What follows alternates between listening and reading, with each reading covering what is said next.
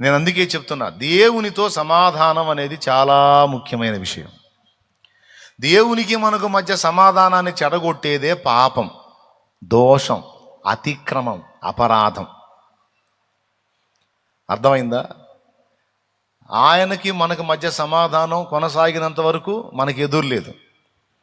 ఆయన ముఖం తిప్పుకున్నాడా, అయిందే మనకి స్తోత్రం. కాబట్టి ఇప్పుడు ఆయన ముఖం తిప్పుకోకూడదంటే దోషాలు ఉండకూడదు. దోషాలు ఉండవా? పొద్దున్న నిద్ర లేచిన దగ్గర నుంచి మళ్ళీ నిద్రకు ఉపక్రమించేంతవరకు ఈ మధ్య టైంలో మాటలోనో, క్రియలోనో, చూపులోనో, నడకలోనో, పడకలో, ఎక్కడో చోట ఏదో ఒక విషయంలో ఆయన అభ్యంతరపడేటువంటి సంగతులు ఉండనే ఉంటాయి. మరి ఇలాంటి పరిస్థితుల్లో మరి ఎట్లా ఇప్పుడు మన దేవునితో సమాధానం మెయింటైన్ చేయటం అంటే ఒకటే, ఎప్పటికప్పుడు మన అతిక్రమములను ఆయన ఎదుట మనం ఒప్పుకొనుట, ఎప్పటికప్పుడు ఆయన వాటిని కడిగి శుద్ధి చేయుట.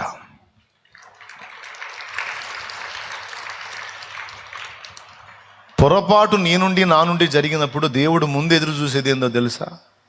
ఆయన సన్నిధికి పరిగెత్తుతామని. ప్రభువా, ఇదిగో తేడా పడ్డాను, దయచేసి నన్ను మన్నించు, నీ రక్తంతో నన్ను కడగని, కృపను రక్తమును ఆశ్రయిస్తామని ఎదురు చూస్తాడు.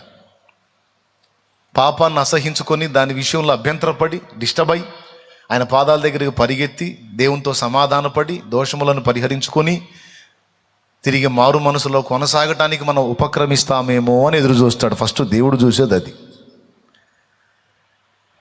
ఇక్కడ దావీదు అదే ప్రస్తావించాడు.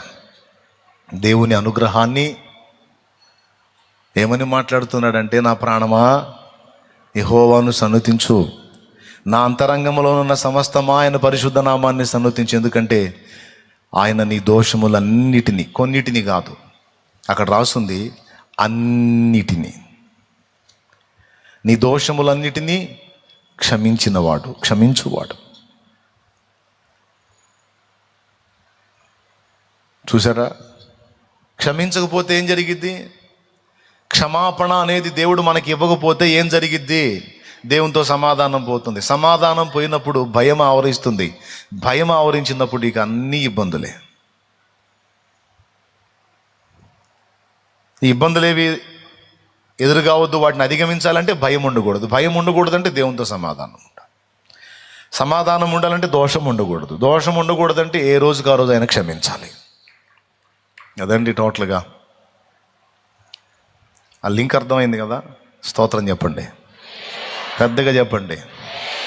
అందుకు చెప్తున్నాడు ప్రాణానికి, ప్రాణములో ఉన్న మనస్సుకి ఏమని, జీవమా యెహోవా నీకు చేసిన మేలను మరువకు, జీవమా యెహోవా నీకు చేసిన మేలను మరువకు, నీదు పాత కంబులన్నిటినీ మన్నించి తప్పు లేవియున్ లేకుండ చేయును, ఆ కారణము చే దేవ సంస్తుతి చేయవే మనసా, శ్రీమంతుడగు యెహోవా సంస్తుతి చేయవే మనసా. దేవునికి మహిమ. దోషము, పాపము, అతిక్రమము దేవునితో మనకున్న సమాధానాన్ని తెగ్గొడుతుంది కనుక అర్జెంటుగా మనం వాటి నుంచి విడుదల పొందాలి. విడుదల పొందాలంటే దేవుడే తొలగించాలి. అసలు ఆయన ఎంత స్పీడ్గా ఉన్నాడో చూడు. ఆయన ఎంత స్పీడ్గా ఉన్నాడంటే, ఒక పొరపాటు మన నుండి జరిగినప్పుడు మన అంతరంగంలో మనం, నేను తప్పు చేశాను, దేవునికి అభ్యంతరకరమైన పని నేను చేశాను, ఇది రైట్ కాదు, ఒక పరిశుద్ధునిగా, ఒక పరిశుద్ధురాలిగా, క్రీస్తు రక్తంలో కడగబడిన బిడ్డగా నాకు ఇది తగదు, ఇది నేను ఇలా కొనసాగితే దేవునితో నాకున్న అనుబంధం తెగిపోతుంది, అది నాకు ఇష్టము లేదు, నాకు దేవునితో అనుబంధమే కావాలి, నాకు ఈ పాపంతో అనుబంధం వద్దు, నేను దీన్ని తెగతెంపులు చేసుకుంటున్నాను, నాకు దేవుడు కావాలి, నేను పొరపాటు పడ్డాను, నేను తేడా పడ్డాను, ఇది రైట్ కాదు, నేను నా దేవుని ముందుకెళ్ళి నా అతిక్రమములను నేను ఒప్పుకోవాలి, దేవునితో సమాధాన పడాలి అని ఎప్పుడైతే నీ హృదయంలో నువ్వు అనుకుంటావో నువ్వు ఆయన దగ్గరకు రాకముందే ఆయన వాటిని కొట్టివేసి కూర్చున్నాడట.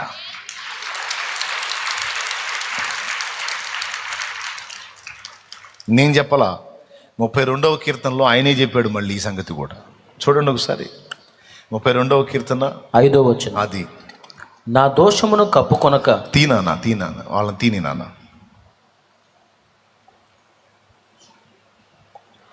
నా దోషమును కప్పుకొనక నీ ఎదుట నా పాపము ఒప్పుకొంటిని, యెహోవా సన్నిధిని నా అతిక్రమములు ఒప్పుకొందును అనుకుంటుని.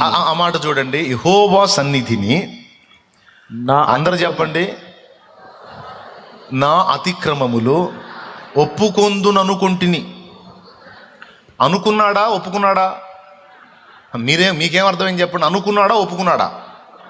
అనుకోవటం ఒప్పుకోవటం ఒకటేనా? అనుకున్నాడు అంటే చేద్దాం అంటే అది భవిష్యత్తులో జరిగేది, ఒప్పుకున్నాడు అంటే జరిగిపోయింది. అంటే ఏమనుకున్నాడు? నేను నా అతిక్రమములను యెహోవా సన్నిధిని ఒప్పుకొందును అనుకుంటుని. అనుకున్నాను జస్ట్. అయితే నువ్వేం చేశావు? నీవు నా పాపదోషమును పరిహరించి ఉన్నావు. అక్కడ సెల అని రాశాడంటే ఏంటో తెలుసా? కొంచెం ఆగి చూడవయ్యా, ఇక్కడ ఆలోచించాల్సిన విషయం ఉంది అని అర్థం. సంగీతంలో సహజంగా సెల అనే పదం వాడతారు వాళ్ళు సాంగ్లో, కానీ ఆ సెలాని మనం ఇలా కూడా చూడవచ్చు. సెల అని తగిలిన దగ్గరల్లా ఆగి చూడు, అక్కడ సంగతి ఉంది అని అర్థం కూడా తీసుకో. అక్కడ అద్భుతమైన అర్థం ఉంది.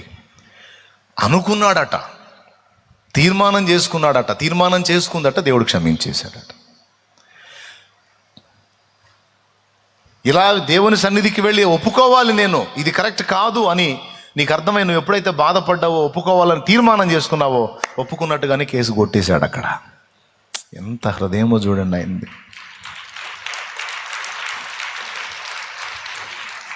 పడమటికి తూర్పెంత ఎడమో పాపమునకు మనకునంత. పడమటికి తూర్పెంత ఎడమో పాపమునకు మనకునంత. ఎడము కలుగా చేసి ఉన్నాడు మన పాపములను, ఎడముగాని చేసి ఉన్నాడు. ఆ కారణము చే దేవ సంస్తుతి చెయ్యవే మనసా. అసలు ఎందుకు ఇంత స్పీడ్గా ఉంటాడు దేవుడు? అసలు ఎందుకు ఇంత స్పీడ్గా ఉంటాడు దేవుడు అంటే, తొందరగా మనం ఆయన వైపు మళ్ళుకొని మారు మనసును ప్రకటించి దోషములు ఒప్పుకొని సరి చేసుకుంటే తొందరగా ఆయన కడిగేసి వెంటనే సమాధానం కలుపుకుంటాడు. లేకపోతే మనకు డేంజర్. ఎవరికి డేంజర్? మనకు డేంజర్. ఎవరికి ప్రమాదమో తెలుసా? అర్జెంటుగా దేవునితో సమాధానం పడకపోతే మనకి ప్రమాదం. మనం ఇబ్బంది పడతాం. మనం ఇబ్బంది పడటం ఆయన తట్టుకోలేడు. ఎప్పుడైతే దోషము చేసి దేవునితో సమాధానం పోగొట్టుకుంటామో అప్పుడు వెంటనే శత్రువు మేలుకుంటాడు. దేవుడు ఎప్పుడైతే నీ దోషాన్ని బట్టి ముఖం తిప్పుకున్నాడో అప్పుడు వాడు ఎంట్రై నిన్ను ఉతకటం మొదలు పెడతాడు. అది డేంజర్. ఏమైనా అర్థమవుతుందా నేను చెప్పేది? ఎంతమందికి అర్థమవుతుంది? నువ్వు బుద్ధిహీనమైన పనులు చేసినప్పుడు దేవుడు నీ ముఖం చూడనని తిప్పేసుకున్నాడు అనుకో, అప్పుడు వాడు వచ్చి నిన్ను బాధేసుకుంటాడు. అందుకని ఆయన ఏం చేస్తాడంటే, తగలబడితే తగలబడ్డావురా, సరి చేసుకో, అయిందేది అయిపోయింది, లేకపోతే వాడు చీల్చి వేస్తాడు నిన్ను. అర్జెంటుగా ముందు నాతో సమాధాన పడాలి, రా, దిద్దుకో, ఒప్పుకో, సరి చేసుకో, మారు మనసు పొందు. అవును ప్రభువా, నన్ను క్షమించు ప్రభువా, నీ అసమాధానం నేను తట్టుకోలేను, నీతో సమాధానం లేకుండా నేను బతకలేనయ్యా, నాకు నువ్వు కావాలని ఎప్పుడైతే ఆయన పాదాలు పట్టుకుంటావో అప్పుడు శత్రువు రాలేడు నీ దగ్గరికి. అందుకే ప్రకటనలో చెప్పాడు, వారు తామిచ్చిన సాక్ష్యమును బట్టి గొర్రెపిల్ల రక్తమును బట్టి వానిని జయించి ఉన్నారు. నువ్వు ఎప్పుడైతే ఆయన రక్తాన్ని ఆశ్రయించిపోయి పరిగెత్తుకుంటూ ఆయన పాదాలు పట్టుకుంటావో వాడు సర్దుకుంటాడు. నువ్వు ఆ పని చెయ్యనంత వరకు వాడు వచ్చి ఉతుకుతాడు. యూదా ఇస్కరియోతుకు జరిగింది అదే. పేతురు కూడా పొరపాటు పడ్డాడు, 3 సార్లు అబద్ధం ఆడాడు, కానీ వెంటనే ప్రభు వైపు మళ్ళుకున్నాడు. కానీ యూదా ఇస్కరియోతు మళ్ళుకోబోయేసరికి వాడు ఎంటర్ అయ్యాడు, ఉతికాడు, వీడు ఊరేసుకొని చచ్చిపోయాడు. చాలా కీలకమైన విషయం ఇది. అందుకే ఏదన్నా అతిక్రమం జరిగినప్పుడు వాయిదాలు వేయొద్దు, తర్వాత చూద్దాంలే అని ముందు పరిగెత్తుకుంటూ ఆయన పాదాల దగ్గరికి వెళ్ళి ఆయన దగ్గర క్షమాపణ అడిగి ఆయన రక్తంతో కడిగికొని శుద్ధి చేసుకొని దేవునితో సమాధానాన్ని ఏర్పరచుకుంటే అప్పుడు నెమ్మదిగా ఉండగలం. కాబట్టి క్షమాపణ అనేది ఎంత కీలకం అంటే, ఆయన రెడీగా ఉన్నాడు. క్షమించి నిన్ను కడుక్కొని ఆయన రక్తంతో కడిగి శుద్ధి చేసి దగ్గర తీసుకొని అనుబంధాన్ని నీతో కొనసాగటానికి ఆయన రెడీగా ఉన్నాడు బిడ్డ. అంటే ఎప్పటికప్పుడు ఫ్రెష్గా చేసుకుంటా పాపాలు వెళ్ళమని కాదు, జరగకుండా జాగ్రత్త పడు. అదే మారు మనసు అంటే. ఒకవేళ అన్ఎక్స్పెక్టెడ్ జరిగింది, వెళ్ళి ముందు దేవునితో సమాధానపడు.